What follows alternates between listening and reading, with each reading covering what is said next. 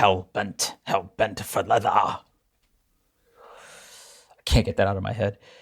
Good evening, Drew. Sorry, I was just doing my vocal exercises. Oh. Yeah.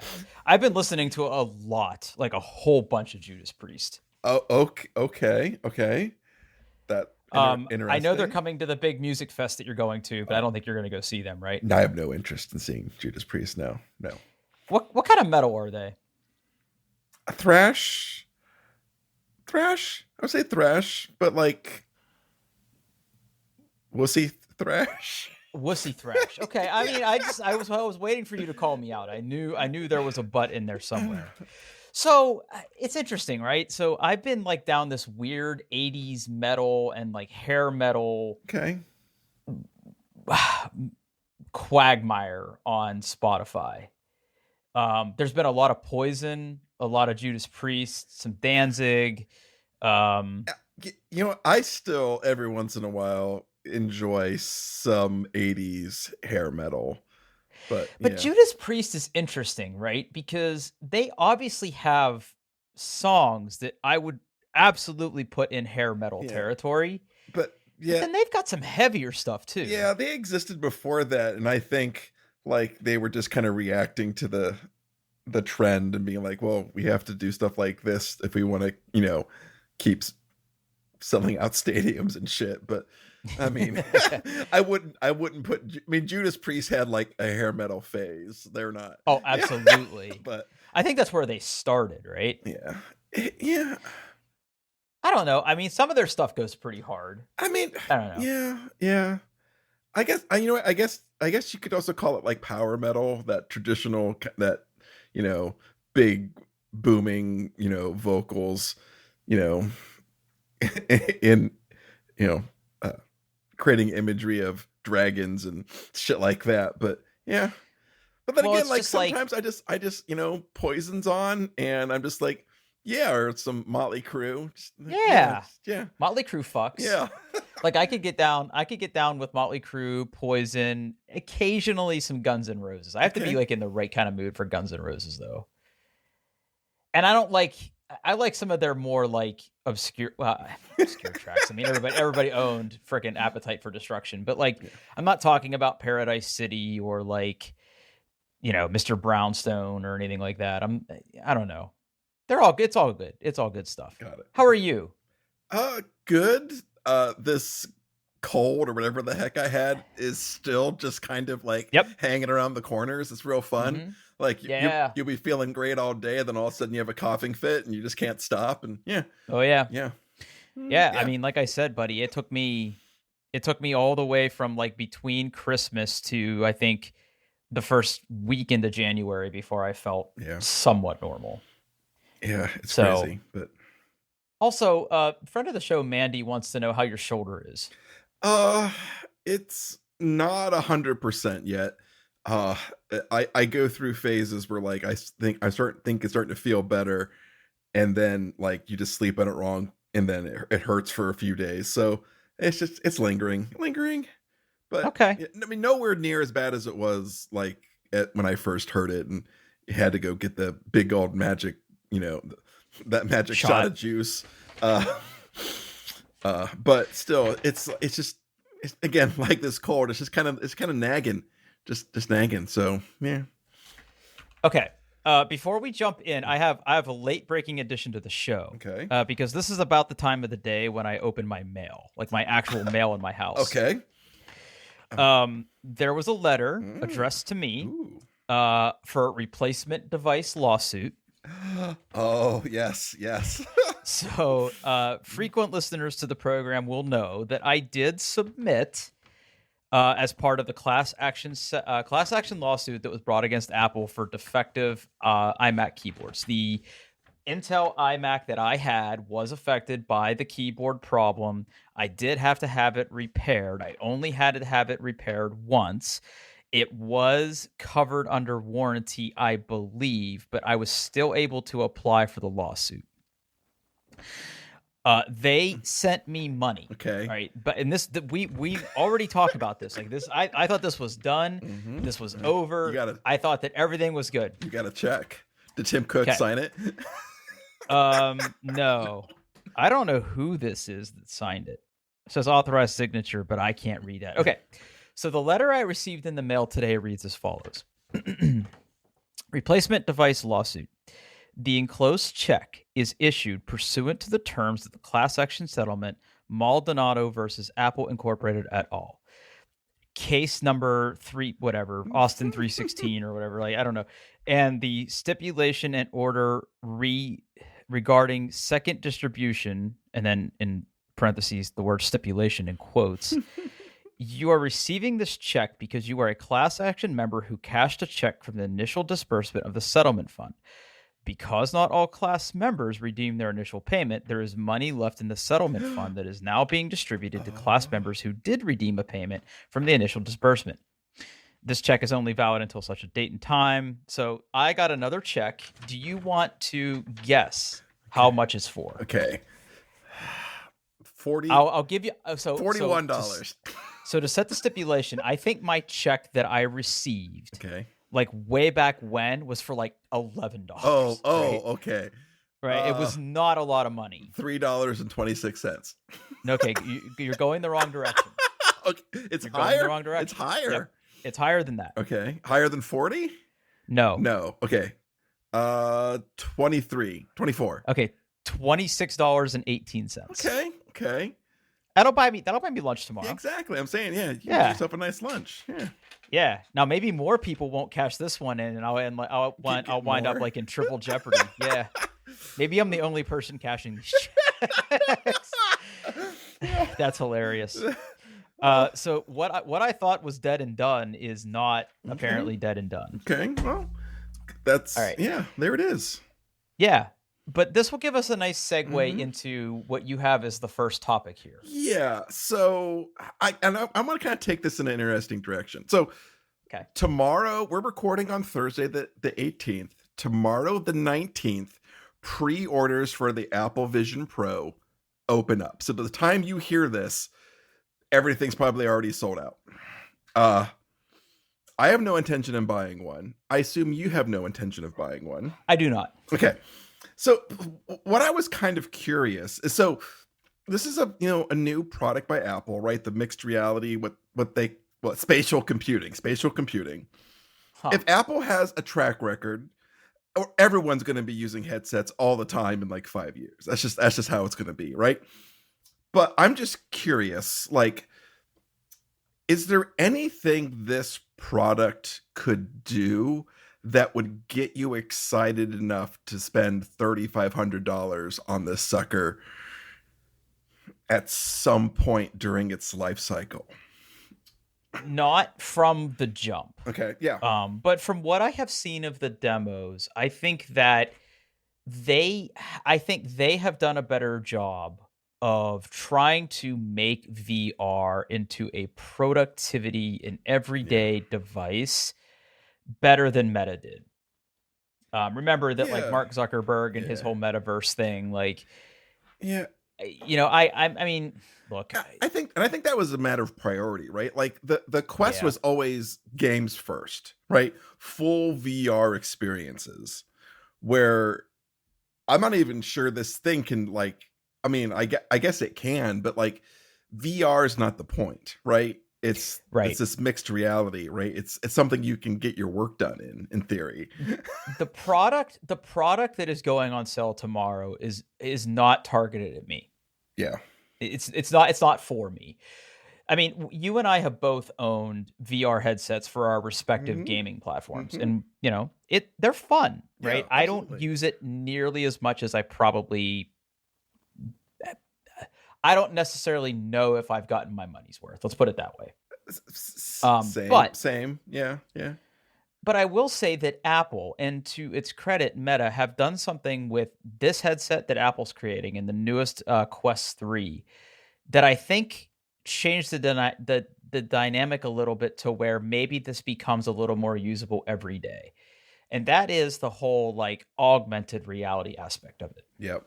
I have seen videos of people with Quest 3s that can like basically have in their field of vision whatever's being projected in VR, and then areas of their field of vision that just passes through what is there.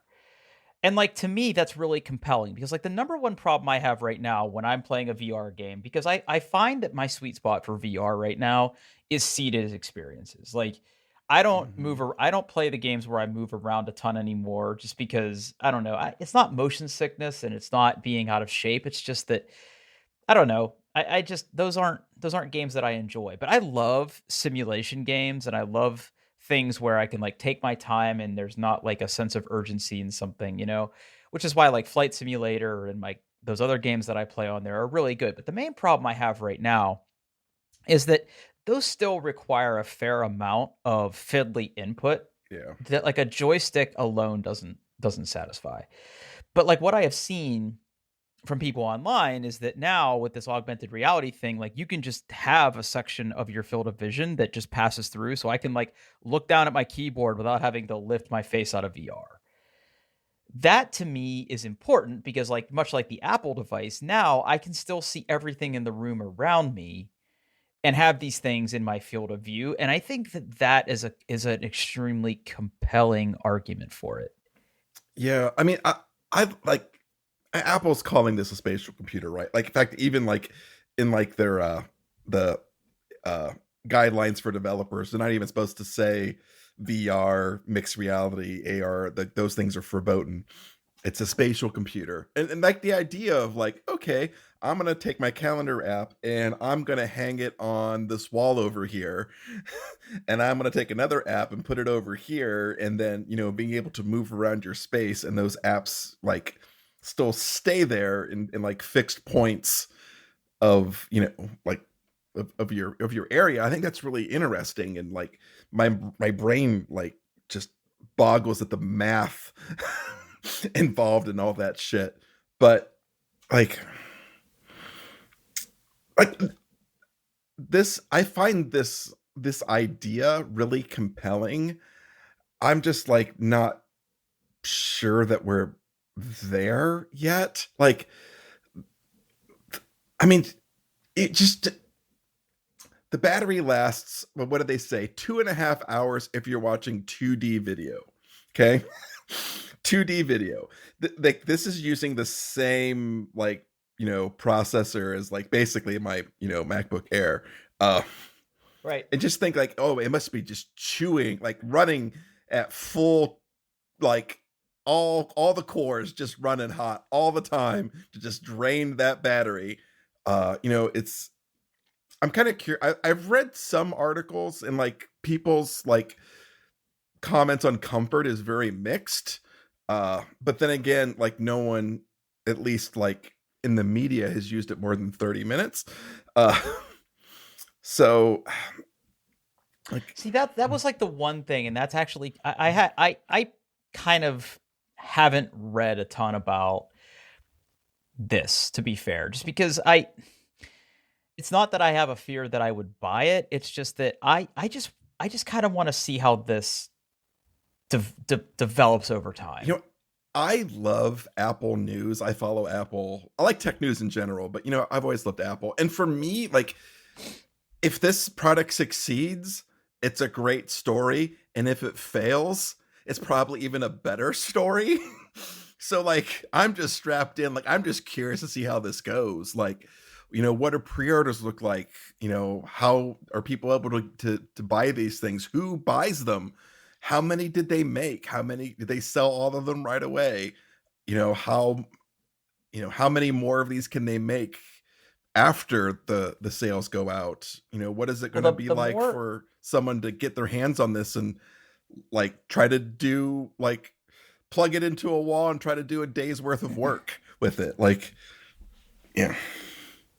The thing that makes me a little bit scared, right? I'm reading some news right now to sort of get caught up on things, and it looks like today there was an article on macrumors.com where YouTube and Spotify don't plan to offer apps or for the Netflix. Device.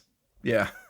And that's really interesting to me. Is it because like they don't think that this first round of buyers are the people who are going to be using this for media consumption, and they're not going to dedicate the dev cycles to make their app compatible? Or I mean, because think about it, like I'm sure that there's work to incorporate the new APIs or the new libraries or whatever's required to make your app fully take advantage of what this hardware and display is offering, right? So if you're like, the head of a dev team for one of these things and you see this thing coming and you know that it's expensive and you know they're only going to make so many, and like the early adopters, I'm sure that they would want to try these things, but do they think there's not a big enough market to dedicate the cycles to do it? Or are they actively rooting against it? I don't know. So you also, if you have an iPad app, you can basically go into the App Store and say, this also works on the Vision Pro. So like iPad apps, if developers opt into it, or maybe they have to opt out, it's one of the ways. But iPad apps work natively. Now it doesn't have like a lot of the features. I'm not sure like it's fully resizable. There's a lot of limitations. But like these companies aren't even doing that. And I wonder, like, I can get like a Netflix and a Spotify because they always seem to be angry at Apple for some reason or another. Cough, cough, right. App Store, 30% of everything. So I can get that out of spite. But I wonder just how many of these big companies, like how many dev kits did they actually have to send out? And who did they send them to? Right? If Google didn't get one, well, I could definitely see them saying, well, shit, we're not bringing YouTube on day one. I have to dedicate developer cycles and time to developing this, whatever that might be. If it's not as simple as a check mark in your app, now I got to go try to procure one of these things. Mm-hmm. Yeah, exactly. I think that's valid as hell, right? Yeah, that's tough to defend. Now, it's disappointing. Like I was about to say this before we got on this topic, but like it's disappointing to hear that comfort has been mixed, because when I look at Apple devices traditionally, I have found them comfortable, right? Like I love my AirPods Max. I think they feel great. They're not fatiguing for me to wear, right? Maybe I'm in the minority there, but Apple Watches, even regular AirPods and other things, like when I look at the materials and the fit and finish that this thing has, like it's like light years ahead of what's in my Quest, which is just like, nylon and a little bit of cloth and like basically like foam that goes in front of your face, right? I'm hoping that this feels a little bit better. Depending on whether or not that's cloth on your face, like I could see that maybe getting warm because that's where the computer is and your face getting all sweaty, but and like I'm hoping that's not the case. And all the like, there's a lot of stuff that has to be like in front of your eyes, right? There's the cameras looking out. There's two big screens. There's all the cameras inside of it that look inside of your face. There's all the lenses and things like that's a lot. That's a lot of things, and it can only go one place. Like, you can move the processor and some of the, all the storage and stuff into, more comfortable places, but that's still just a lot of stuff that has to be in front of your face. And I mean, looking at like the bands and the straps, like they picked soft materials, and it should like, I don't think it's going to be like uncomfortable or painful. I just like how long you're going to be able to wear one of these. And like, is it going to be comfortable enough to sit and watch a 2-hour movie with this thing on? Mm-hmm. Like, or is it going to be like, oh, this is getting hot, or this is getting fatiguing, my neck hurts, or, The part that hurts for me, if I play a VR game for more than like an hour and a half, the part that starts to hurt on my face is like the areas like around my temples and like around my nose. I mean, even, and I don't necessarily think that my headset is necessarily tight. It's just that stuff like presses against you because, you don't necessarily want light gaps or anything coming in. Yeah, you have to have it flush enough with your face so light doesn't get in, because that just breaks the illusion. Breaks immersion. Yeah, exactly. Yep. Yeah. For me, I can do about 45, 50 minutes, but it's because my tummy starts getting like my tolerance is much better, but like there's always a wall where like I'll be playing a VR game and the sweats hit and my like stomach gets nauseous. I just go, okay, yeah, it's done. All done now. Yeah. Yeah. Yeah, I mean, I never had any intention of ordering this. I mean, like I said, I sometimes have a hard time justifying the $300 or whatever it was, $400 on my current Meta headset that I use maybe every couple months. Like, yeah, I just don't see it. I just don't see it. Yeah, I mean, it's like starting at what, like 3,500. Starting at 3,500. I've also heard. I mean, I don't think no one really knows, but like from the media coverage, I've heard that like so there's not enough space in the Vision Pro for you to wear glasses. There's not. Yeah, they want you to do the prescription lenses. The prescriptions they offer are just like shy of where, like just barely shy of where what I need. So you couldn't even conceivably use it. Exactly. Yeah. Yeah. Now, granted, like that could change. That could be a launch day thing. They could expand it as they go. Like, but yeah, like from what I've heard right now, that like I wouldn't be able to get lenses for my prescription. So yeah. But you know, then again, my eyes also suck, so I get that. Mine aren't much better. Yeah. I mean, I do the contacts thing, but there may come a time in my life where I can't do contacts anymore. And we've talked about this. I don't want to spell my eyes burning. I don't want to do LASIK. So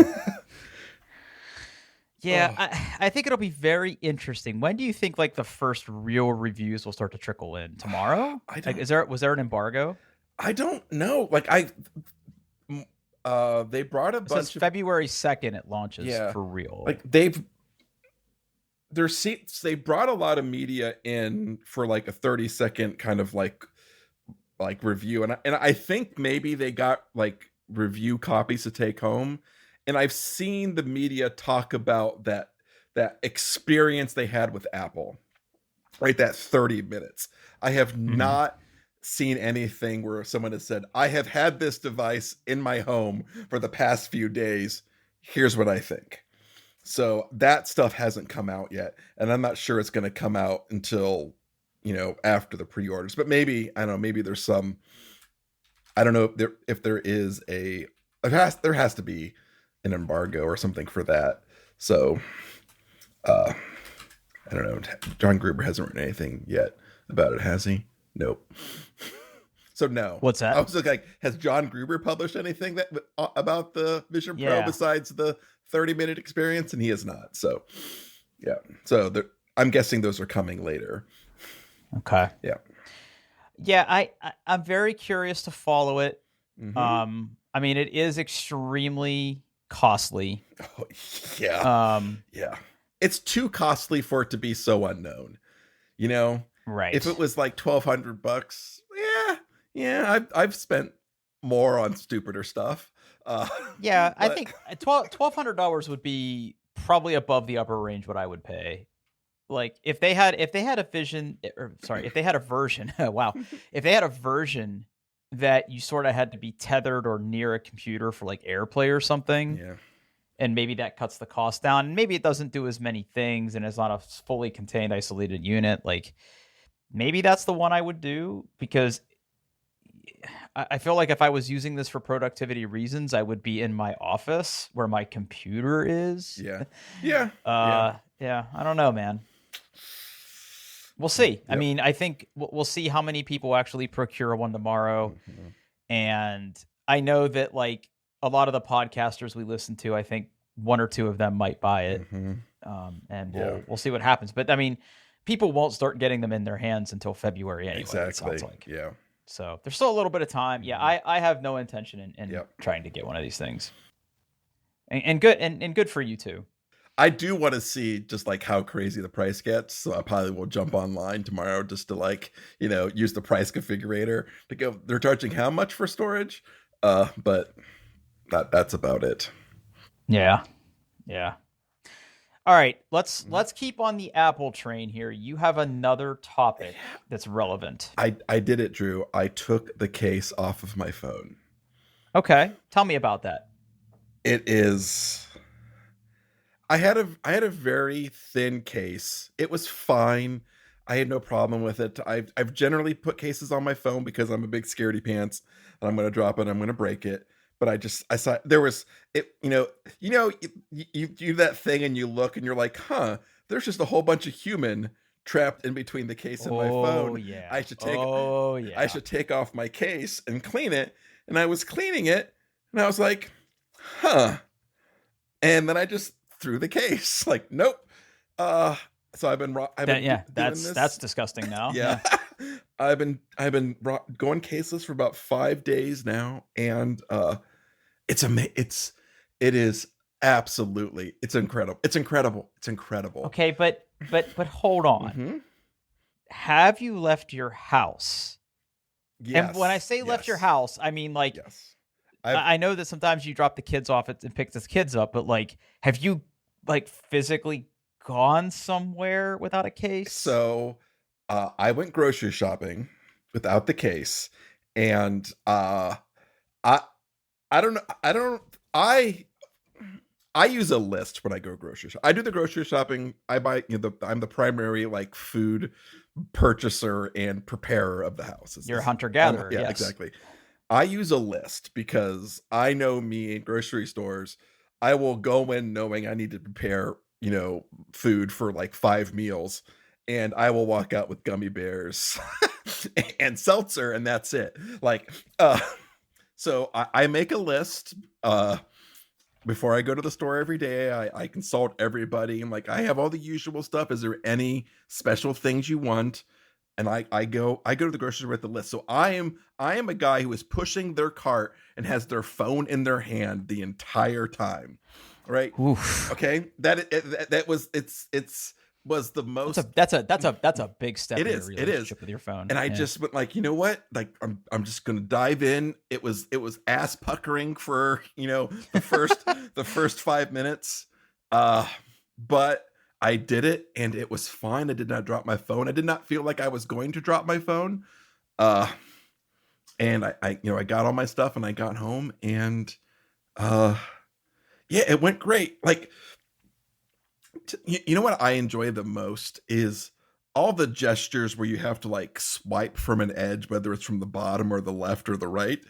It just like there's no case. It's way easier without a case. Yeah, there's no case. There's no little bump. My thumb doesn't have the little little speed bump to go over. I just slide. It's seamless. It's the the glass just goes all the right to the edge. There's no sharp corners. There's no raised bits.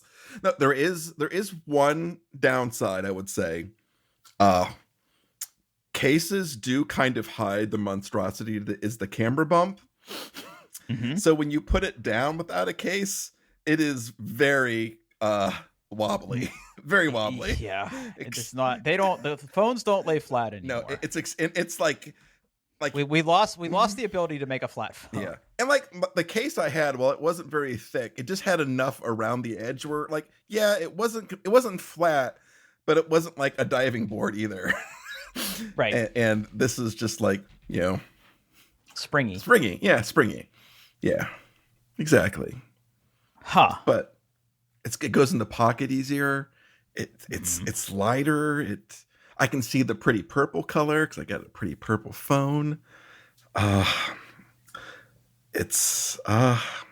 Drew.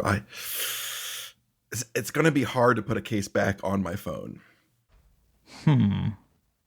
Now, when Paul buys a new phone next year, who knows what Paul will do? Paul will probably be scared again and go, "Yep, my iPhone 16 Pro needs a case." But as of right now, no case. Do you find that the phone is slipperier when it's not in a case? I have found previous iPhones to be slippery.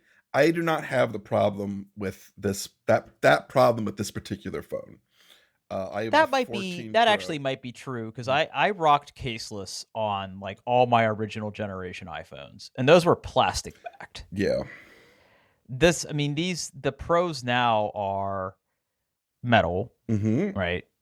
Like my iPhone XE right now, I'm rocking caseless, Okay. but it never really leaves my house. It's like strictly for work, right? Right. Well, buddy, Mhm. I'm proud of you. I wish you very well in that journey. Yeah. I'm not there. How many I'm not weeks there. later where Paul has an item, Paul broke his phone. So we'll see. Yeah. Well, you have Apple Care, right? I do. Yes. Yeah. If I had Apple Care, I would probably be a little more laissez-faire about it. I would probably not sweat it as much if I knew that I had Yeah. But I know had a little bit of a safety net. I mean, Apple Care is one thing. Like if I break it, I still have to go to the frickin' I still have to go somewhere. Oh, it's a huge pain in the ass if you break it, regardless of how much money you're going to pay. Yeah. It's still a huge pain in the ass. I am covered until November 24th with this phone. So. Oh. But I'll have a new one by then, I'm sure. By September next year, probably. Yeah, some October, September. Yeah. Okay. So. Now I'm very excited about this next topic. Yeah. Okay. All right. Time for videos. Time for video games. Video games. Yeah. So we talked about games that we were playing. Even before we did our Christmas challenge, we were talking about games that we were playing. And I had said that my game of the year last year was Dave the Diver. Yes. I still stand by that assessment. I did finally beat Dave the Diver. Okay. Like I got the quote unquote ending of the game. There is kind of like an endless mode after that where, you can run your sushi shop and continue to fish and like try to collect all the fish cards, like Pokemon style. If you were a big fan of that game, there's still a lot to do. By the time I was done with the story, I was kind of done. Like I had done all the mini games, I had done all the quests, I did like a lot of the challenges and stuff and got some achievements. So I was ready to be done with Dave the Diver. And I was really kind of secretly excited to be done with Dave the Diver because one of the few other games I picked up on sale over the holidays was the video game Dredge. All caps. Dredge. Paul, what's Dredge? Dredge is a fishing game. Sure. Plus Eldritch horror. Right. It's a very Lovecraftian thing. Now, yes. I knew that. I knew that going into this game. It is still extremely upsetting to play that game sometimes. The artwork in that game is fucked. Yeah. Like it is so fucked. Yeah.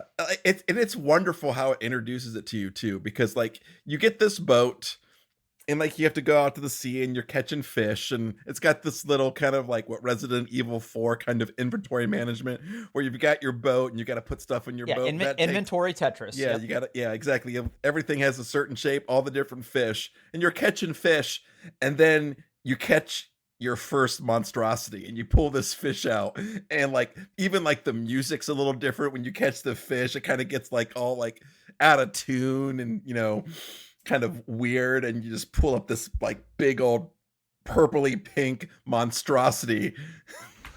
Yeah. And you're like, so what the hell's going on? And then it just like goes kind from of there. Yeah. Yeah. So like the core gameplay mechanic is right. You have a boat and it has limited capabilities to fish. Yeah. The core mechanic of this game is that it is a fishing game. Yes. There are different zones on the map that you can fish in. Like there are coastal waters, there are shallow waters, there are oceanic waters, there are mangroves, there are volcanic areas, there are abyssal zones and hadric zones. I forget what the other one is. And you have to and you can upgrade your equipment to be able to fish the fish out of those things. Yeah, and you can like do regular fishing. You can drop like crab pots. You can drag a net. Like there's different ways of doing. Yep. You can salvage stuff. Yes. Yep. You could dredge. You can dredge. Yep. Dredge. Right. And like occasionally you will meet townsfolk who might like task you with doing something. But yes, that first time that like you're catching like just like regular little fish, and like they're all real fish, right? Like they're not like made up fish. But then like you catch your first monstrosity and it's like, oh, that's not how many eyes fish have. That's not what color the other fish are. Yeah. What's this vortex in the middle of this fish? Like what is happening here? Why is it smiling at me? Exactly. Like and like you're right, like I didn't notice it at first because I typically play my Steam Deck and games like this at night in bed where I have to be a little quieter. But like the music does get a little discordant. And then like the other main mechanic of the game is has a day-night cycle. Yes. Yeah. And you're sailing around during the day, everything's nice and happy, it's a little oceanic breeze. It's got like huge Wind Waker vibes. Yes. Like Legend of Zelda Wind Waker vibes. When you're out there just kind of coasting around, doing your thing. Then nighttime comes, and there is a pervasive fog. Yes. And it's partially fog, but it's also just like visibility because it's nighttime. You can't see what's in front of you. And weird things start happening in the fog. Well, even before we get to the weird things happening, there's reefs and rocks and shorelines that are obscured. And like rocks will appear where there weren't rocks in the daytime. Out of nowhere. Yeah, out of nowhere. Yeah. And like that damages your boat, which by the way, that is such a fucking setback when you damage your boat. Yeah, because you're saving up all this money. Yep. And like, okay, I got to go catch more fish now. Because usually what happens is you're out fishing during the day and you're trying to fill your boat so you maximize your return. And you're like, well, I'll just fish a little bit longer. And you fill your boat up, and then it's night, and then you're like, your hubris, exactly. Yeah. And you're like, okay, where's the closest place I can go to not die? And yeah, you end up scraping a rock, and you lose like an engine and some fish, and you have to go then. Yeah. So you're getting less money and you have to spend money to fix your boat. And yeah. So let me tell you the exact moment that I had to put the game down for a little while. Okay. Okay. So I have steadily gotten braver as I've upgraded my boat to be faster to kind of tool around at night. Yeah. Oh, and one other thing worth mentioning is that you have a panic statistic. Yes. Which I don't really understand what that does, other than it like everybody says you look really tired all the time. Yeah. I think like the more panicked you are, the more like weird stuff starts happening. Oh, okay. Yeah. That probably tracks. But anyway, I've been tooling around at night because sometimes there's like certain fish that only come out at night, right? So I've been tooling around more at night, trying to fulfill some pursuits or quests, in other words, fishing at night and everything. And I realized the other night my boat has a horn. Okay. Yep. So I'm at night and I'm like, I'm just gonna blow my horn. So I give my horn a little toot. And then I hear a toot in the distance. And I'm like, oh, there's other people out here. And I got an achievement for it. It's like, hear an echo in the fog. And I'm like, okay. So I give my horn another little toot.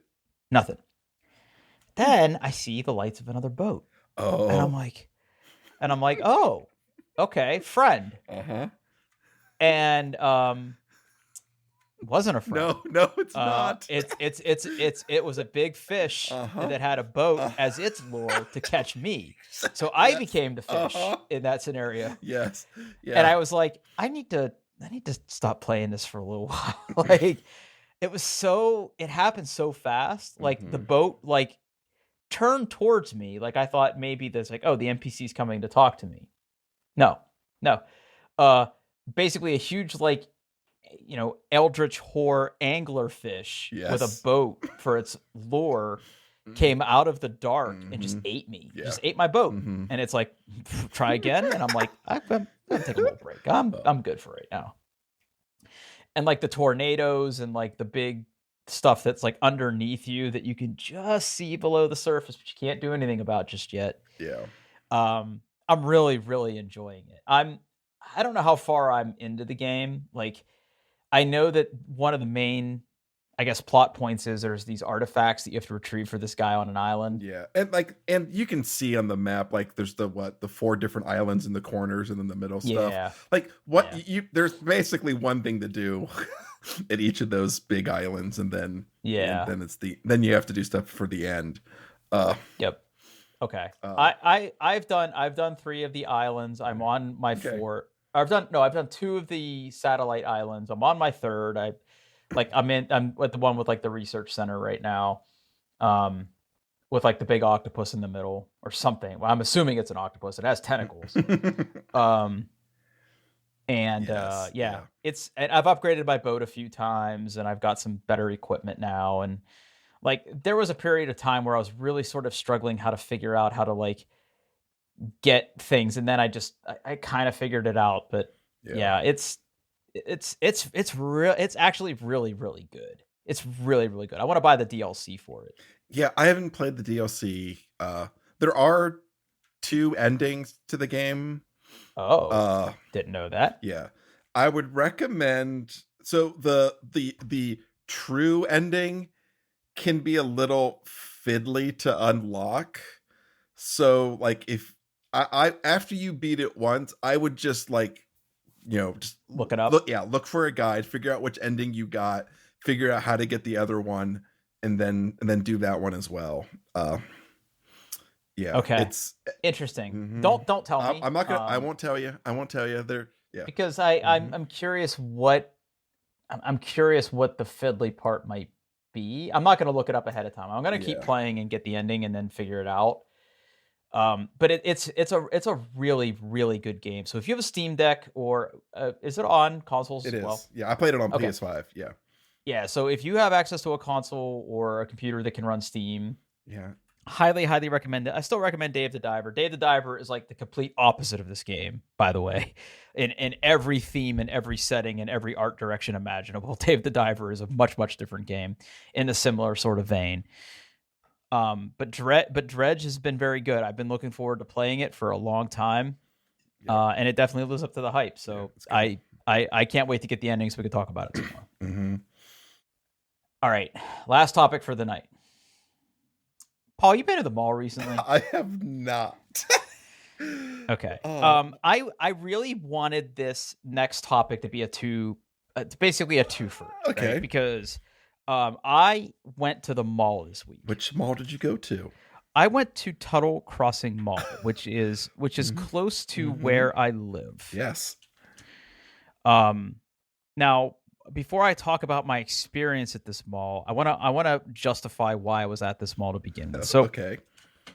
for Christmas this year, my dad gave me a gift card to Sunglass Hut.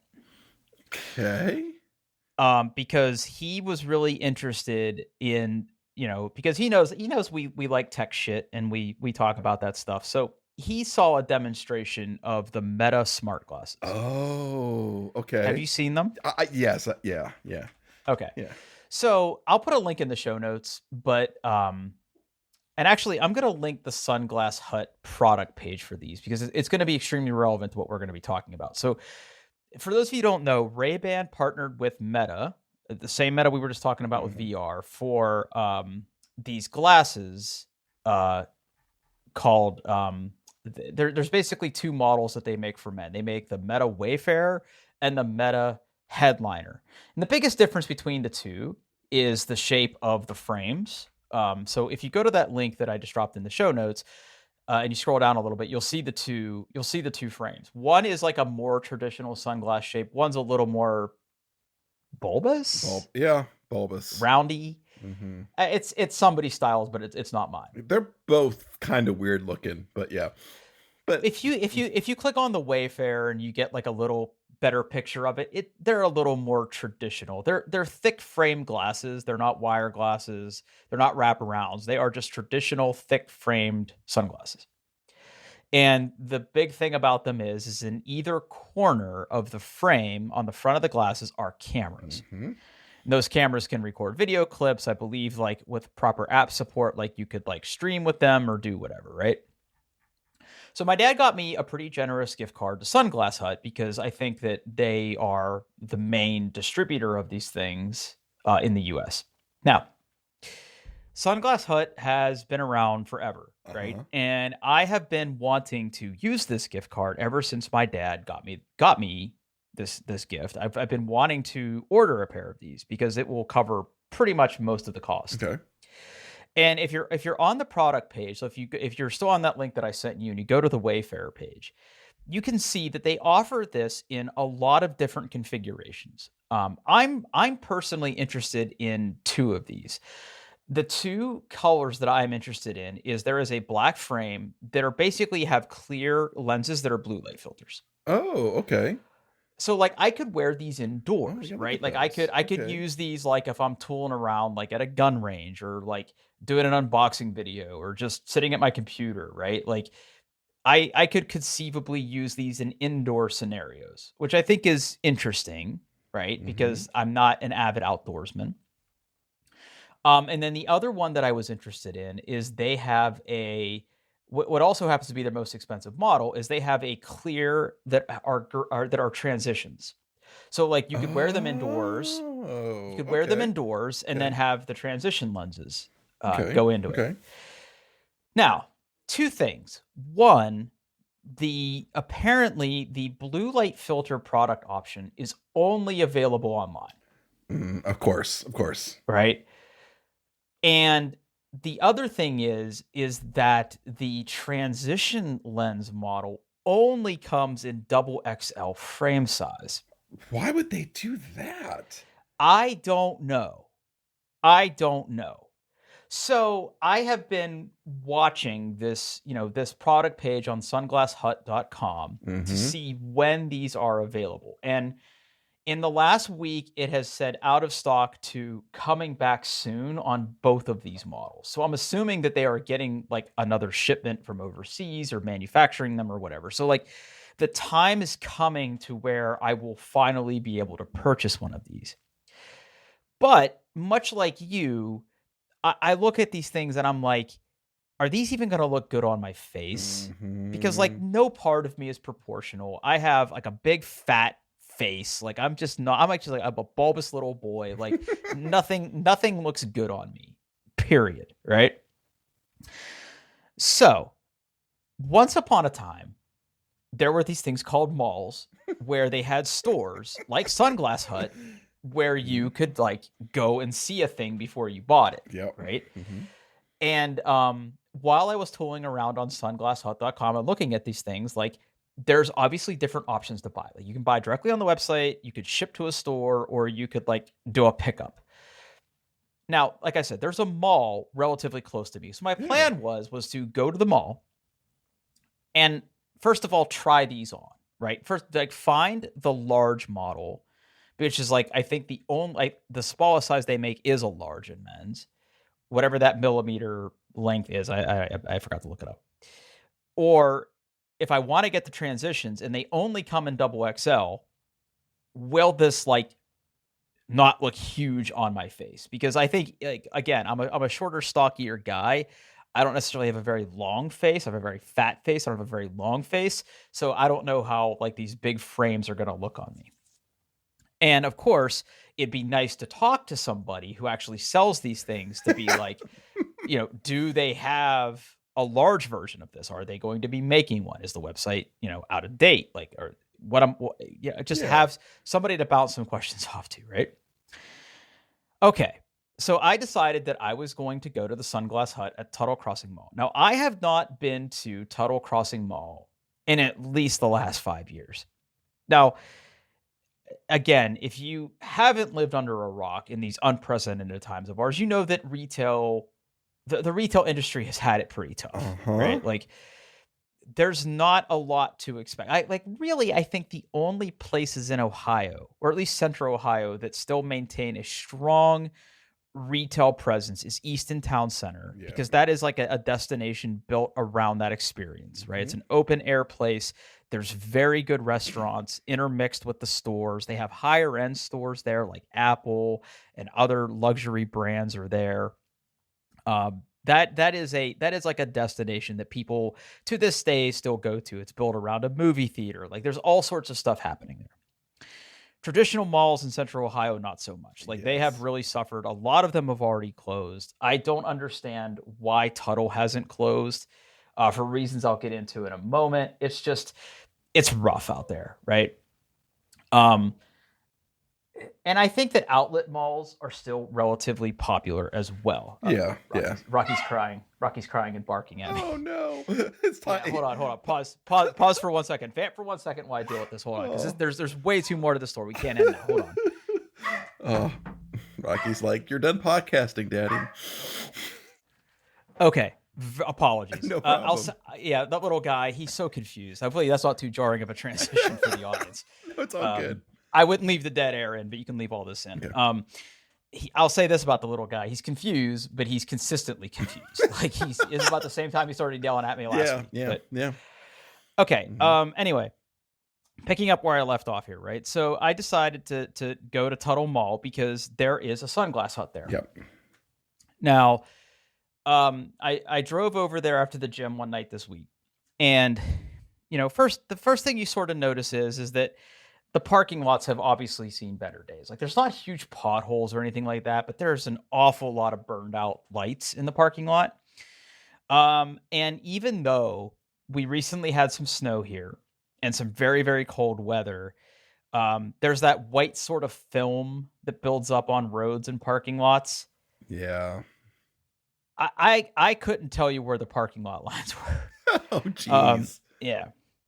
Now, so conundrum number one that happened here, right, is that I'm a person that when I used to go to malls, I definitely had a place that I parked, right? Like I was a Macy's parker. Some people were JCPenney parkers. Some were food court parkers.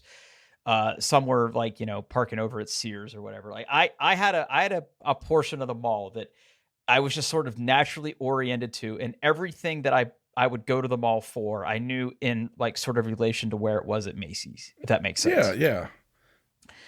So the last time I was at Tuttle Mall, and again, it has been years, I remember that there was a Sunglass Hut in the Macy's. Now, what I wasn't able to remember is that was like an annex of a Sunglass Hut, or was there still a Sunglasses Hut in the mall proper? So when I pulled up to Macy's and like parked my car, I pulled up my phone and I typed in like Dublin, Ohio Sunglasses Hut, and it came up with the entry at Tuttle Mall. And the pin that it put in the map was right in the middle of the mall. Okay. And I thought, okay, first of all, that's a little bit suspicious, right? Like it's not dead center mall, right? First of all. Or is it? And I wasn't sure, like, could that mean that it is like one of those creepy, like kind of rapey and extra touchy, like island little things where people are trying to rub face cream on random women? The kiosk. The key. I didn't know if it had turned into a kiosk, if it actually had a store in this mall, or if it was still in the Macy's.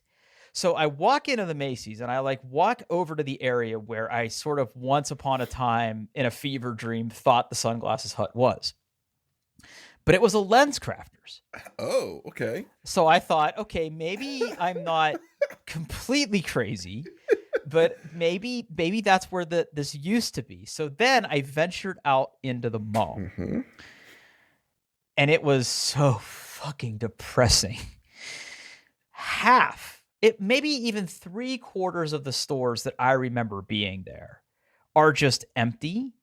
But they're like shells of what they used to be. Like the Yankee Candle store still has that faux wood paneling on the outside. Mm-hmm. It's just completely empty, right? Oh. There's nothing. There's no sign. There's no nothing. All the other cool stores that I used to go to, like back when, EB Games was still a thing and it used to be in there, that's completely gone. Everything is like a weird combination nail salon massage parlor now. There's at least 3 or 4 of those things going on in there. Totally not a front for the mob. No.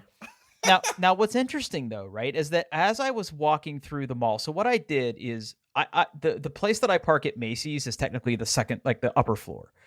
So like my plan was, okay, since I had to go like on safari to try to find the Sunglass Hut and turn this into like a weird, like social urban exploring experiment, I decided to venture out of the mall and basically do an entire lap of the mall. Okay. There's a lot of empty stores, obviously, that are just shut, right? Like they have no tenants whatsoever. There are stores that look like they are in the process of like self-destructing, right? Like there's stuff in them, but they're closed at 6 p.m. on a Wednesday, right? Like, that's okay. Like, not a lot of lights on, nobody in the store, just not a lot going on. Now, what I did find interesting though is that there were quite a few stores that are still alive and kicking and doing very well. Now, I wasn't surprised to see that two of them were both Hot Topic and Spencer. That tracks. Yeah. Because I still think a lot of kids shop at Hot Topic. Like, I think that's where people get most of their meme merchandise, right? Okay, Like, yeah. like that store was still in the same place, still looks exactly the same. I didn't go in. I just know that it was exactly where it used to be, right? It's next to a store that was at one time very, very clearly an Abercrombie and Fitch, right? Like, it's got like the wood paneling and the big doors, but it's nothing now. There's an awful lot of stores that have turned into furniture stores, weirdly enough.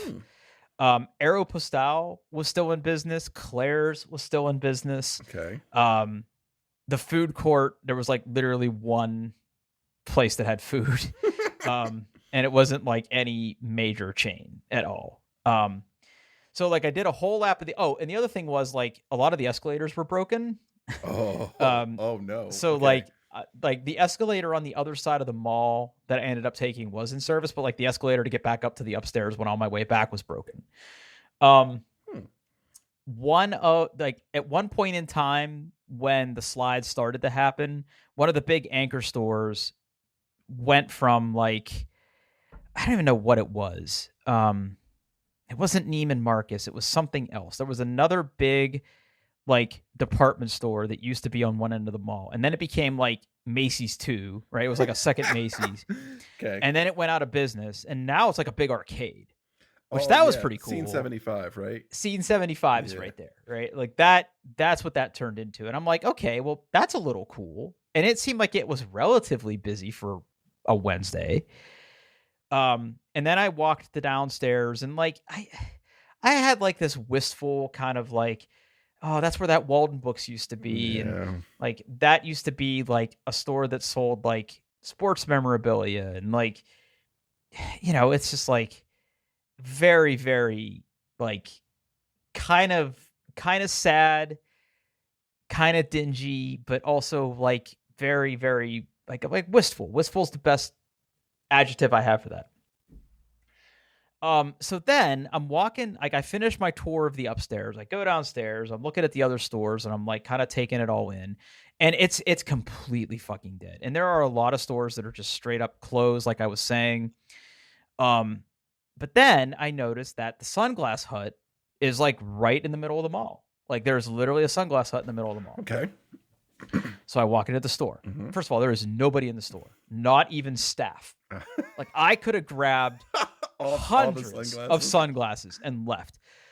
Now I went over to the kiosk that had the meta stuff. Right, there was a section of the store that had meta stuff. Like those were all on security chains. Let's be clear. Yeah. But like all the other frames were like fair fucking game.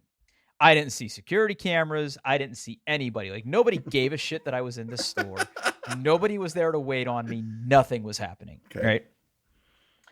Right. So like I sort of tool around in there, and just as I'm getting ready to leave, the back door of like behind the register, the door opens and a guy comes out, and he's clearly very surprised to see me. Like, what the hell are you doing here? Yeah, customer? What? And I said, hey man, I was just looking at these Meta glasses, and I've just like I had a couple questions about him, and he goes, "Oh man, you know I don't know a whole lot about them, but the one in our store in the Macy's has more of them." And I'm like, "What?" And he goes, "Yeah, we got another store in Macy's. They have more of these." I was like, "Okay, man, I'll go check that out." So there was a Sunglass Hut in the Macy's. All right. And so on the way out, I'm like, "By the way, where is it?" And he goes, I think if you just go upstairs, you'll find it." I was like, "Good talk, man." Like, thanks, bro. Guy could not give less than a shit. Yeah. Right? Like, it was obviously very close to closing time for that Sunglasses Hut. So then I walked all the way back to the other side of the mall where I originally came in, had to take an elevator to get back up to the second floor because the escalator was broken. Walk back into the Macy's, and sure enough, from this approach angle, the side of the Lens Crafters, also a Sunglasses Hut. Okay, all right. So then I walk over there, and there are people at the Lens Crafters getting their glasses and whatnot. There are staff there. There is nobody at the Sunglasses Hut thing. Okay, tracks. So then I'm trying to figure out, okay, so are the people who work at Lens Crafters servicing this area, and they're all busy, and I just have to wait for them to get done, or is there somebody else Is there that's going to wait on me. Someone else hiding in the back room that's going to step out and be So- surprised. Yeah. So like fundamentally, I don't see anything different about this little mini sunglasses hut. Like they have a lot of the same frames, a lot of the same product. They have a meta display. Like everything else looks exactly as it did. But there's nobody there to wait on me. And this one woman finishes up with a customer at LensCrafter, and she says, the gentleman who works there had to go to the bathroom. He'll be back in a couple minutes. And I'm like, okay. I had already been standing there for like 10 minutes. So like I was ready to be done. Like I tried on the double XL lens, the double XL frames. They're not for me. Okay. Right. I'm definitely not going to do that. But I wanted to ask about like, you know, if I ordered the blue lens frames, can I have them shipped here? Like, is it truly only in store? Like, can I ask questions about the product? So this guy finally comes back. I'm not trying to be mean. He was so ill-equipped to help me. Like, it's clear they're shoving bodies into these retail positions that just like don't know how to like. No training. Yeah. No training whatsoever. Which model? The Meta Wayfarers. Which ones are those? These ones. Oh, yeah, we have those. Okay, but like, which ones do you have? He goes, let me check. He opens up this cupboard, and there's like a couple boxes in there. Yeah, I got some tan frames, and I got some black frames. Which black frames? And then he's like looking at it. And I said, well, then I made the mistake of saying, what about the ones that are transition lenses? Huh? What about the ones that are transition lenses? And I couldn't tell if he was legitimately fucking with me or he just didn't understand anything I was saying. Like, the dude was high as fuck. And I said, well, I saw that there's a model that has transition lenses. And he goes, oh, I think I know what you're talking about. Let me pull up he pulls out this iPad. I don't know where. I think he pulled it out of like his pants. He pulls out this iPad. He starts tapping away. And like he gets a model off the shelf and like reads the serial code UPC thing. Is like typing it in. And he's like, I could see him like scrolling. I could see him tapping. I could see him scrolling a little bit more. And he's like, okay, I'm going to check on my phone because this tablet's like lying to me. That's a direct quote, by the way. Okay. So he pulls out his phone. He's like on the store trying to figure out, like the LensCrafters lady like walks over because I guess like maybe they work together. And she's like, he's like, I can't find these transition ones this guy's talking about. And like she starts bringing it up on her system as well. And like she doesn't see him, whatever. And at that point, I was like, I'm done. Right. Like I was like, guys, don't worry about it. You know, thanks for your help. I got all my questions answered. And I just like scurried out of there. Right. Like I just like ran out of there. But it was just such a surreal experience between like seeing all those stores empty, people who clearly don't want to be like employees that don't want to be there either. Right. Because they're just like wasting their time. They're not selling anything. I mean, the Macy's that had a decent amount of foot traffic, but like the mall itself didn't. And like all the old play places, like all the old, like just stores that I remember going to. Like when I first moved to Ohio, I thought that was like one of the nicest malls I'd ever been in. Yeah, it was nice. Yeah. Yeah. And like I think Polaris is still chugging along too. And when I say chugging along, I mean they still have like decent retail anchors like Apple and like again, Polaris is another place where there's like good restaurants nearby. Like the only thing I could say about like the Tuttle area is like there's just not any good restaurants nearby. Like it's all fast food. It's like right off the highway, it's all fast food. There's like no place to sit down in there and have like a decent meal and make a day of it or anything. Like, I just think locations like that, like I could totally see that place closing down in the near immediate future. It's probably gone on too long. So yeah, man, it was just like, it was so surreal. I really wish I would have taken more pictures to document this, but like, it was just like so depressing in there. And malls were never very brightly lit to begin with, but I think they had like extra lights off to save electricity. Like it was just like it was like very it was just a very surreal experience. Like super weird. Now I will say this, like the happy anecdote to this ending is that like that whole Tuttle area has been lagging a little bit. When Tuttle was in its heyday, like there was like a PF Chang's over there. There was like a Macaroni Grill. Like they were chains, but they were big restaurants that, you know, Mandy and I used to go to places like that. I'm not knocking, like those are perfectly fine restaurants. So I'm not knocking that. But a lot of those have also sat dormant. But I will say this, Chick-fil-A basically took the entire Macaroni Grill, the whole ass restaurant, and turned it into a Chick-fil-A with 2 lanes of a drive-through. Wow. This is the biggest fucking Chick-fil-A I have ever seen in my life. It is massive. Like most Chick-fil-A's, right? I remember when I was like traveling a few weeks ago before Christmas and I stopped for lunch. I stopped at a Chick-fil-A and it's like a moderate to smaller sized place to like sit, right? Like there's only so many booths or so many sitting tables. This place was fucking huge because it used to be a macaroni grill. Yeah. Oh, but anyway, that was my whole mall story. Okay. I really am excited to finally order these things because I want to see what they're all about. Okay. And like I said, I was hoping to have that as a part 2 to this story, but just it didn't happen. So anyway, share your mall stories with us. When's the last time you were at one? I mean, I have been in the Polaris Mall, but it was literally parking at the entrance closest to the Apple Store, walking to the Apple Store, and then leaving the mall immediately. So I'm not sure that counts. Yeah, I mean, I have been to. I mean, that's the Apple Store I go to. I prefer the Easton one, but yeah. I feel like the parking's better at the Polaris one. That is, it's easier to get to, but I think that the Easton one's a little bigger. And I mean, I kind of use it as this. I don't get the Easton much, and it's Easton's nice. Yeah, Easton is nice. Yeah. So like, you know, like that's I think that's what retail has turned into. Yeah, right? You can go get something to eat, and like, a lot of great places to eat. Make a little trip out of it. Yeah. So. Yep, 100%. But I mean, it's been about a year since I've been to Polaris. Maybe it's starting to go that way too. But last time I was there, I remember that like there weren't any empty stores. There weren't any closed stores. Like there were still a lot of people there. There was still a decent food court. Any like what used to be the Great Indoors turned into something else really, really quick when it went under. It seems like they have a good job of keeping it stocked and keeping it to be like a staple of the attraction of the area. Places like Tuttle, I just don't think that's the case anymore. Yeah, it'll be a private school soon, so don't worry. That's what happened. That's what happened to my like the mall that I grew up going to was a mall called Century 3 Mall.